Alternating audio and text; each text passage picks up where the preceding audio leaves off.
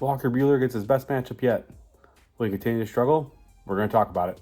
This is Krusty Case from the Gold Boys Network here, coming with the slate preview for May 19th. Want to give a shout out to our sponsor, Sleeper Picks, but let's hop right into this recap. Looking like a potentially even day here. We've got a few games still going as I'm recording, so hoping to be even on our picks and leans. Just the last couple of days, unfortunate, but name of the game. Beauty of MLB is you get to go right back to it the next day. So let's hop into the slate. Let's get it going.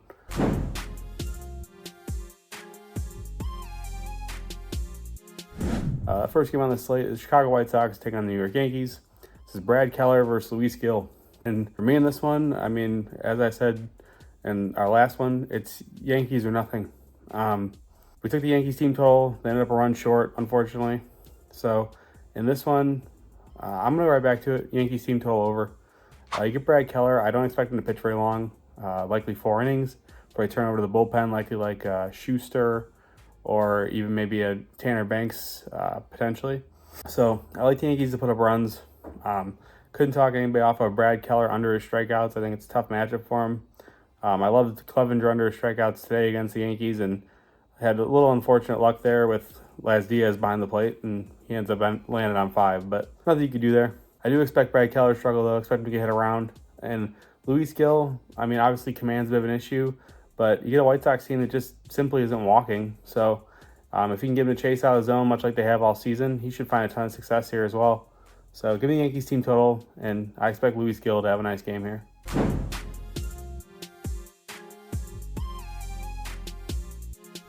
Our next one is the Pittsburgh Pirates taking on the Chicago Cubs.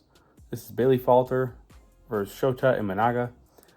If you're not backing the Cubs when Imanaga's on the mound at this point, I don't know what you're doing. This guy is just unbelievable. Continues to deal. Even in his last one against the Braves, had not nearly 5 innings that time, so not nearly as long as we're used to seeing with the 6-7 innings, but still a nice outing. This guy just is borderline unhittable. So for me here, I'm gonna roll with the Cubs. Likely a player performance double. So we're gonna go like Shota 6 Ks and the Cubs money line. Should be right around even money. I think it's a great look. Pirates on paper, decently K adverse versus lefties, but when you take a look at the lefties they've seen, no real notable ones. And the big thing for me here is their K splits on the road. They average like a full 2 Ks higher away from PNC. So should be a great spot for Shota to rack them up. I think the Cubs get their offense going against Bailey Falter. And I think we see a big Cubs win here and another, stellar Shota performance.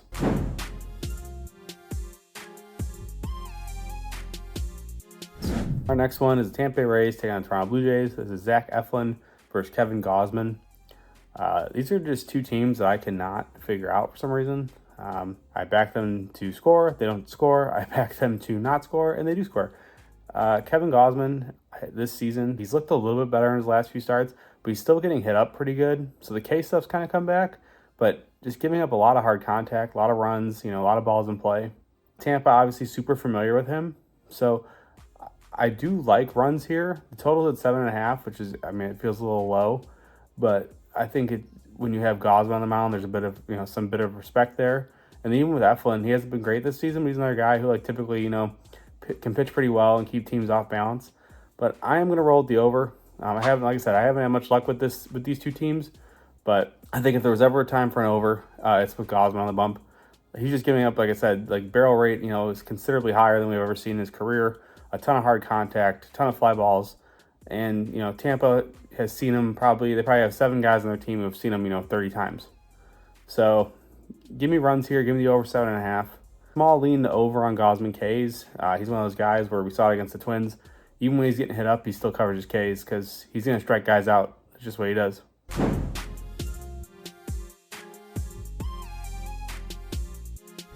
Our next one is the Colorado Rockies taking on San Francisco Giants.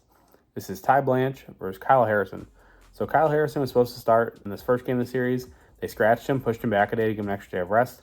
I'm a little weary of that, truthfully, because it just seems a little odd. Maybe there's some sort of minor injury there or something.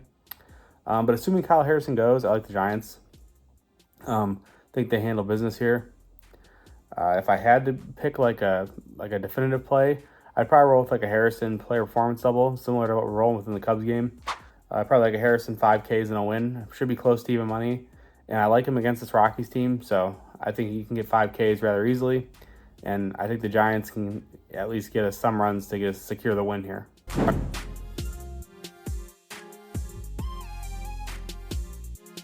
Our next one is the Seattle Mariners taking on the Baltimore Orioles. This is Luis Castillo, and at the time of recording this, the Orioles have not announced a starter. I did do some digging, still could not find a definitive answer on a starter here. So we're going to just cap it to the best of our ability with no starter for the Orioles.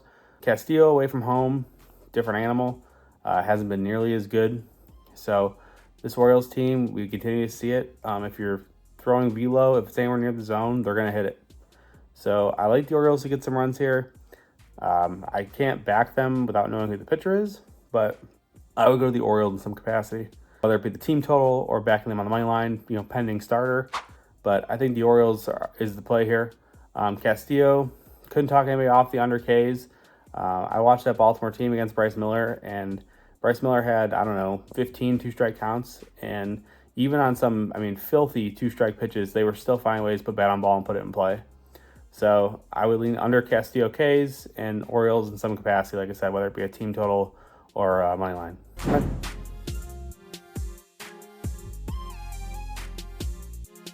Our next one is the New York Mets taking on the Miami Marlins. This is Luis Severino versus Braxton Garrett. I was a little surprised to the Mets only minus 135 on the money line. That's where I'm going to go. I like Severino. I think whatever they're doing in New York with him, they've kind of figured it out. He's looked really good. Gets a Marlins team that's just flat out not hitting at all right now. WRC plus below 80, batting average below 200. So great spot for Sevy to work. Great spot for Sevy to pitch deep in this game. They don't see a lot of pitches per plate appearance. A lot of early swings, and as we know with Sevy, he's going to keep the ball on the ground.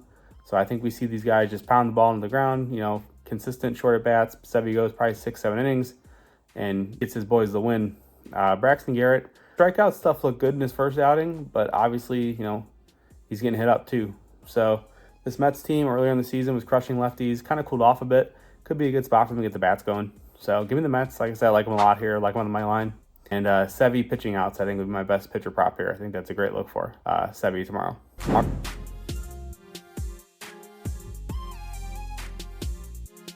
Our next one is the Washington Nationals taking on the Philadelphia Phillies. This is Mackenzie Gore versus Christopher Sanchez. Phillies team total over. When the Phillies play Mackenzie Gore, this is I don't want to say it's a system play, but pretty much roll with it every time. This is a team that has seen him a lot, and they have a ton of success against him. And I'm not usually a big BVP, batter versus pitcher guy, but this is just one of those ones where it just continues to stand the test of time, and you see it time and time again, where when he faces the Phillies, they get to him.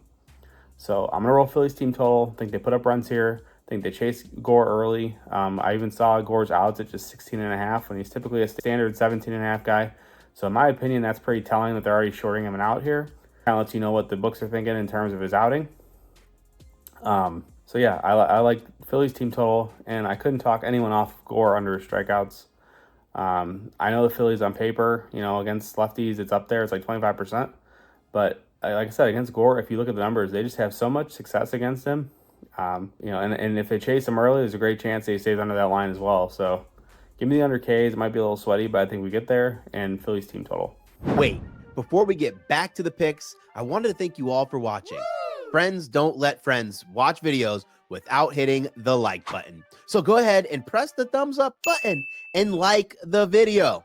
If you're new here and not subscribed, you should go ahead and do so because we're dropping new content each and every day on the Gold Boys Network. We strive to cover every sport and give out picks and analysis and valuable information for free on the Gold Boys Network. So make sure you're subscribed and hit the bell so you can get notified when we drop something new. I'm Brad Thomas. Let's get back to the picks.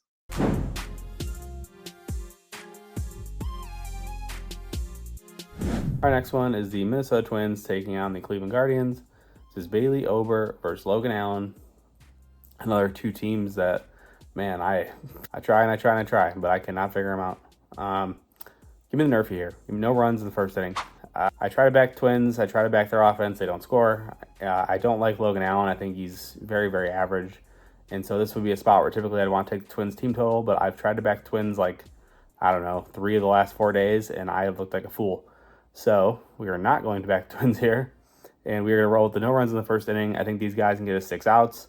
We are 3-0 on Nerfies on this MLB preview show, so that's pretty cool. Let's keep that rolling. See if we make it 4-0. In terms of Ks, small lean to Logan Allen under. This Minnesota Twins team has been super K adverse as of late. Actually pretty impressive. K percent down to like 20% now across the board. Zone contact has skyrocketed. I believe they're like top 10. So I think they could put bat on ball against Logan Allen, keep him under his Ks. He's not a big strikeout guy, really. You'll see it once in a while depending on the matchup, but I just don't feel like this is the matchup for him here.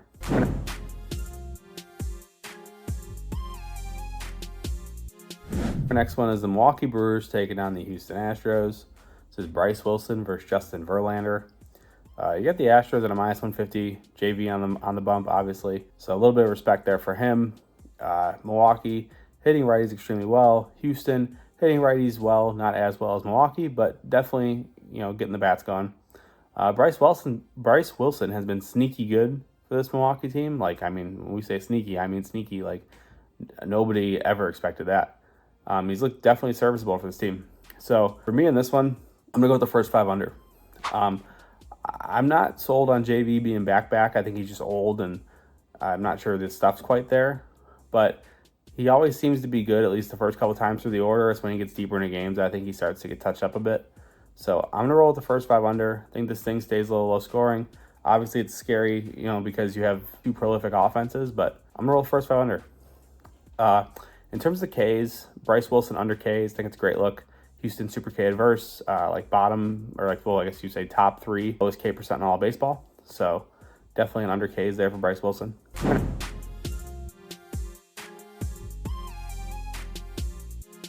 Our next one is the Oakland Athletics taking on the Kansas City Royals. This is Ross Stripling versus Seth Lugo. I am rolling with the Royals.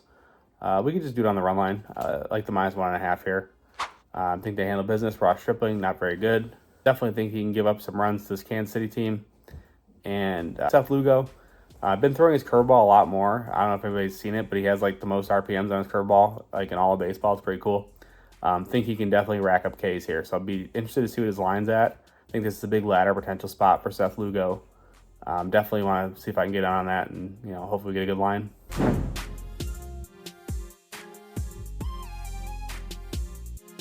Our next one is the Los Angeles Angels taking on Texas Rangers. This is Patrick Sandoval versus Jose Urena. The total is at 9.5, which, I mean, it makes sense. Look at the pitchers. And I am buying into it. I am going with the over. Jose Urena, bullpen guy. We all know him. He's been in the league for a long time. Been with like 3 or 4 different teams. Angels, obviously, not hitting a ton, but they can get to Urena, in my opinion. This is a guy who pitches to contact. He's going to, balls are going to be put in play and throws a lot of sinkers. I think that this Angels team can handle that. Patrick Sandoval, going to put guys on base. We all know walks are a problem. Biggest concern for me here is this Rangers team. Every once in a while, they face these guys who throw these changeups and they just crumble. So I'm hoping that the familiarity of being in the same division and obviously being very familiar with Sandoval, they'll be able to be ready for that and not fall for it. And then if they can lay off of that pitch and they can get on base, they're going to do some damage. So I like runs. I like Texas if you had to pick a side, but I'm rolling with the over 9.5. What's going on, everybody? I just want to take this moment to give a special shout out to our sponsor, Sleeper Picks. Thank you for sponsoring this video. And don't forget, you can use code GOLDBOYS for a $500 deposit match on your first deposit. Thank you, Sleeper Picks, for sponsoring this video. Now back to the bets.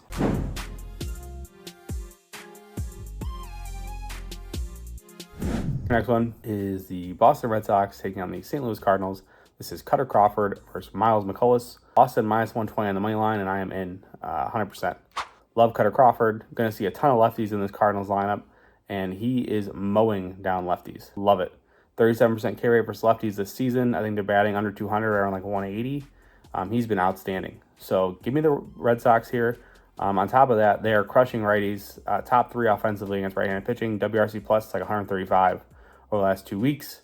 McCullough, heavy sinker ball guy. And you know who hits sinker ball really well? Rafael Devers.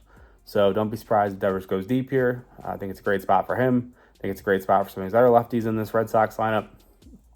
I think they definitely could put up some runs. I think they definitely get the win here. In terms of Ks, Cutter Crawford, pending the line, they keep putting him at 4.5, and he always seems to find a way to cover it. So if they do the same thing again, I don't see how you don't take it. This guy just finds a way to get his Ks no matter what. So Cutter Crawford over Ks, Boston Red Sox on the money line.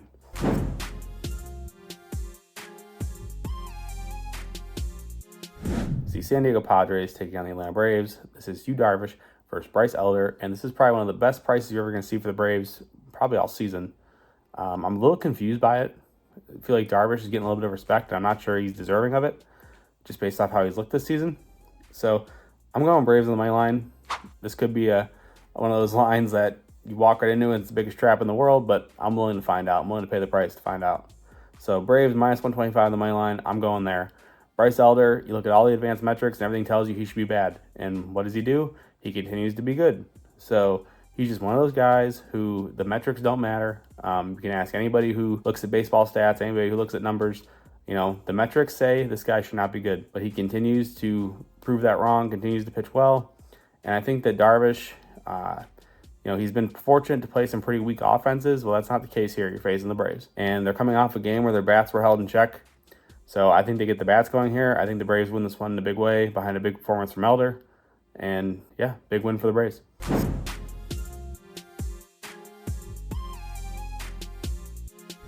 Our next one is the Detroit Tigers taking on the Arizona Diamondbacks. This is Jack Flaherty versus Zach Gallen. Another game where I really like the Nerfy. No runs in the first inning. I love these guys. Flaherty's been really, really good. The K stuff is definitely back. And he just looked outstanding. So gets a Diamondbacks team who swings early in the count, probably, bat on ball, trying to put bat on ball, and thinking gets 3 outs relatively quick. Zach Gallen, obviously at home, he's one of those guys you just want to back him in an absolute wagon. So give me no runs in the first inning here. I think it's a great look. In terms of the Ks, on paper, obviously Diamondbacks super K adverse, so not like running to the counter to bet on Jack Flaherty, but if we get a low enough line, usually they give you a bit of a discount against these K adverse teams. I'd be willing to buy in because depending on who we get in this lineup, the bottom of the lineup can be pretty K heavy. Zach Gallen, though, definitely in on the Ks there. I like him against Tigers for sure. And throwing his curveball a little more, and I think it's going to generate some more strikeouts, especially against this Tigers team.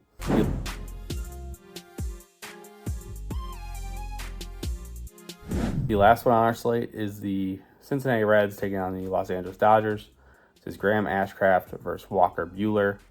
Buehler has not looked good through his first 2 starts back, which kind of expected because he hasn't pitched in forever. Gets a Reds team who could be just what he needs to, right the ship and kind of find some success.